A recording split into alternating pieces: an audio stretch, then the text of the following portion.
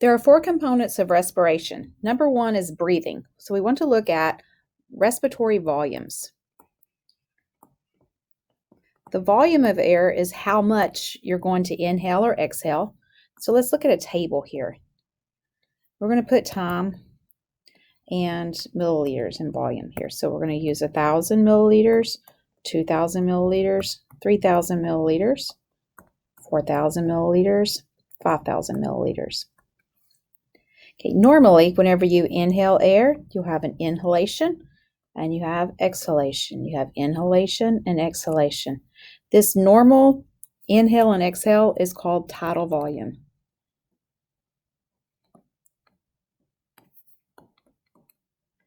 Tidal volume is the amount of air you normally inhale and exhale. Okay, this of course is going to increase. Let's say you exercise, you're starting to exercise and you're taking deeper breaths. So it would go more like that right there. But for right now, we just want it to look normal, like a smaller amount. At rest, your tidal volume is normally about 500. If you look at our graph here, what is the tidal volume? If we're going to look at this first part here, it would be 3,000 milliliters minus 2,500 milliliters would equal 500 milliliters. So that's how to determine your respiratory volumes looking at the graph. You take the top part of the wave minus the bottom part of the wave. So let's erase some of this because I think we have too much written. So that's what the tidal volume is. Okay, next we're going to inhale. Let's put our little tidal volume back here again. And we're going to inhale, take a big deep breath. Okay, we're going to go up to about 5,000 here. Whenever you look at inhalation, this is going to be forcing yourself. This is going to be the amount of air you force yourself to inhale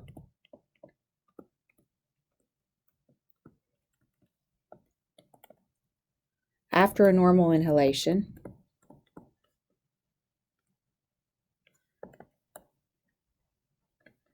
And this is called the inspiratory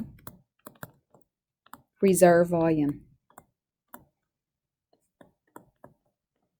The inspiratory reserve volume is the amount of air that you can take into your lungs that's above the amount that you normally take in.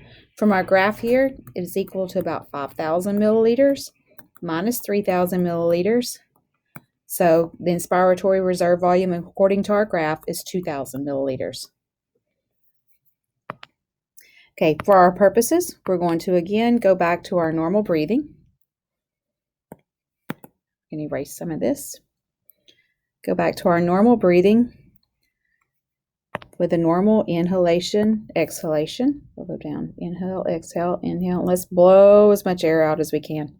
So you can see that this part of the graph goes below what a normal exhalation would be. This is called the expiratory reserve volume. By definition, it's the amount of air that can be exhaled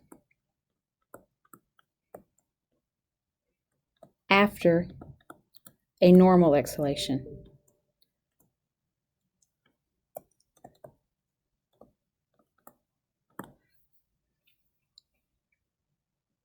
From our graph, it looks like it's 2,500 minus 1,000 milliliters. And so this looks like the expiratory reserve volume is around 1,500 milliliters for our graph. Okay, you can also see that after you exhale as much air as you can, there's still going to be air left. The air that's left in the lungs that you cannot exhale is called the residual volume. So this portion right here is the residual volume. The residual volume is the amount of air left in the lungs after you exhale as much air as you can.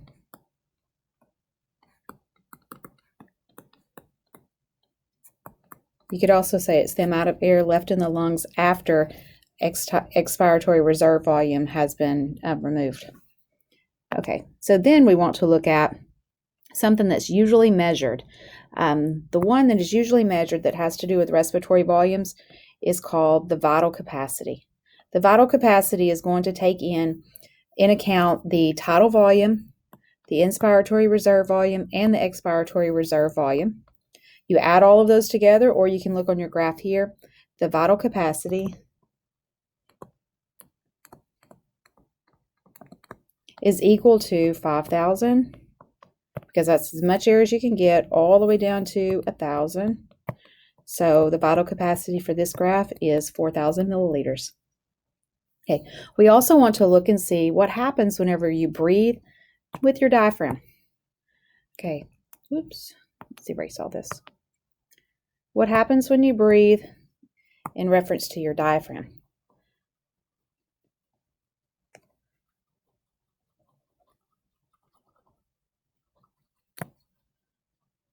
Okay, the diaphragm separates the thoracic cavity from the abdominal cavity.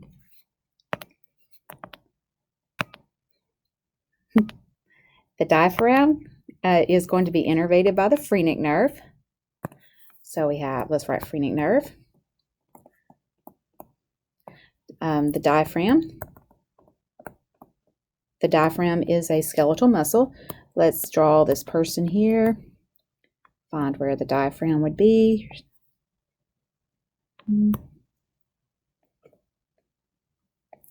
Okay, so we'll draw the diaphragm in red. Okay, so here's the diaphragm.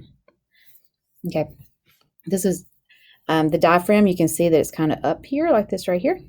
And this would be caused by the diaphragm being relaxed. So we'll write relaxed here. When the diaphragm is relaxed, then it's going to be because it just got through pushing air out of the lungs. Here, let's look at another color. We're going to say that the diaphragm constricts it, so it lowers.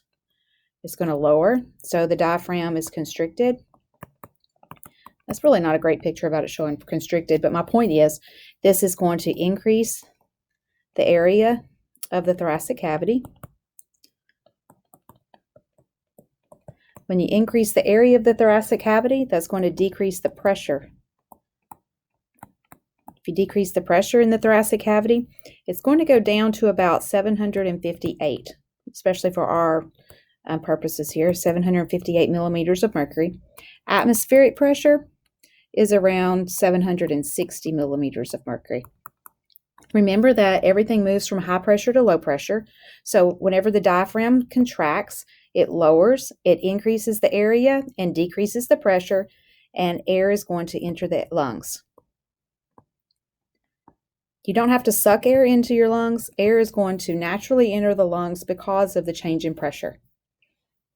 Okay, what's going to happen whenever the diaphragm relaxes? When the diaphragm relaxes, it's going to come back up here. It's going to decrease the size of the thoracic cavity, because you can see where it went from green to red, it decreased the size. That's going to increase the pressure. The pressure is going to increase to about 762. At 762, your thoracic cavity would have more pressure than the atmospheric pressure, so air exits the lungs. And that explains why people breathe.